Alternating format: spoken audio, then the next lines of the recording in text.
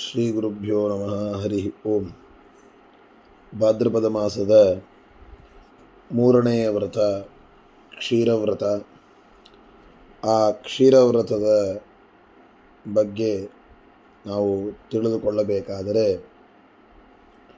ಕ್ಷೀರದ ವಿಕಾರವಾದಂತಹ ಪಾಯಸ, ಇವುಗಳಿಂದ ಮಾಡಲ್ಪಟ್ಟಂತಹ ಕ್ಷೀರದ ವಿಕಾರವನ್ನು ಹೊಂದಿದಂತಹ ಪದಾರ್ಥಗಳನ್ನು ಸ್ವೀಕಾರ ಮಾಡಬಾರದು.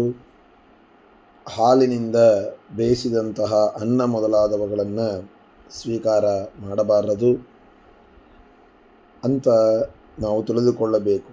ಹಾಲಿನಿಂದ ಮಾಡಲ್ಪಟ್ಟ ಯಾವ ಪದಾರ್ಥಗಳಿದೆಯೋ ಅದನ್ನು ಸ್ವೀಕಾರ ಮಾಡಬಾರದು. ಹಾಗಾದರೆ ಹಾಲಿನಿಂದ ಮಾಡಿದ್ದು ಮೊಸರು ಕೂಡ ಇದೆಯಲ್ಲ, ಹಾಲಿನಲ್ಲಿ ಮೊಸರು ಹಾಕಿದರೆ ತಾನೇ ಅದು ಮೊಸರಾಗಿ ಆಗ್ತದೆ. ಹಾಗಾದರೆ ಹಾಲಿನ ವಿಕಾರ ಅದು ಮೊಸರಲ್ಲ ಅಂತಂದರೆ ಆ ಮೊಸರನ್ನು ಮಾತ್ರ ನಾವು ಕೈ ಬಿಡಬೇಕು ಅಂತ ಹೇಳ್ತಾರೆ. ಅಂದರೆ ಹೇಗೆ ಮೊಸರಿನ ವ್ರತದಲ್ಲಿ ಮಜ್ಜಿಗೆ ಎನ್ನುವುದು ನಾವು ಬಿಡ್ತೇವೆ, ಹಾಗೆ ಇಲ್ಲಿಯೂ ಕೂಡ ಮೊಸರನ್ನು ನಾವು ಬಿಡಬೇಕು. ಅಂತಂದರೆ ದಧಿಯನ್ನು ಮೊಸರನ್ನು ನಾವು ಪಯೋವಿಕಾರವೆನ್ನುವುದಾಗಿ ತೆಗೆದುಕೊಳ್ಳಬಾರದು. ಮೊಸರಿನ ವಿಕಾರ ಮಜ್ಜಿಗೆ ಆಗಿದ್ದರೂ ಆ ಮಜ್ಜಿಗೆಯನ್ನು ಹೇಗೆ ನಾವು ಬಿಡೋದಿಲ್ಲ, ಸ್ವೀಕಾರ ಮಾಡ್ತೇವೆ, ಹಾಗೆ ಇಲ್ಲಿಯೂ ಕೂಡ ಸ್ವೀಕಾರ ಮಾಡಬೇಕು ಎನ್ನುವುದಾಗಿ ನಾವು ತಿಳಿದುಕೊಳ್ಳಬೇಕು. ಅಂತಹ ಕ್ಷೀರವ್ರತದ ಸಂಕಲ್ಪವನ್ನು ಈ ರೀತಿಯಾಗಿ ತಿಳಿದುಕೊಳ್ಳಬೇಕು. ಮೊದಲು ಮಾಡಿದಂತಹ ವ್ರತದ ಸಮರ್ಪಣೆಯನ್ನು ಮಾಡಿ ಆಮೇಲೆ ಸ್ವೀಕಾರ ಮಾಡುವಂತಹದ್ದನ್ನು ತಿಳಿದುಕೊಳ್ಳಬೇಕು ಅಂತ ಹೇಳ್ತಾರೆ.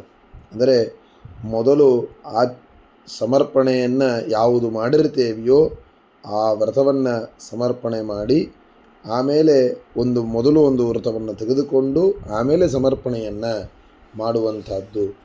ಅದರಿಂದ ಪ್ರದ್ಯುಮ್ನ ತವತುಷ್ಟರ್ಥಂ ಪೃಷ್ಠಪದ್ಯಾಂ ತೃತೀಯಕೆ ನಿರ್ವಿಘ್ನಂ ಕುರು ದೇವೇಶ ಕರಿಷ್ಯೇಹಂ ಪಯೋವ್ರತಂ ಅಂತ ಸಂಕಲ್ಪವನ್ನು ಮಾಡಿಕೊಂಡು, ಆ ಸಂಕಲ್ಪದಿಂದ ನಮ್ಮ ಗುರುಗಳಲ್ಲಿ ಅಂತರ್ಯಾಮಿಯಾದ, ಮಾಸ ನಿಯಾಮಕನಾದ ಮತ್ತು ಕುಲದೇವತಾ ಅವನಿಂದಲೂ ಕೂಡ ಅಭಿನ್ನನಾದ ನಮ್ಮ ದೇಹದಲ್ಲಿ ಇರುವ ಬಿಂಬಮೂರ್ತಿ ಅವನಿಗೆ ಆ ವ್ರತವನ್ನು ಸಮರ್ಪಣೆ ಮಾಡಬೇಕು.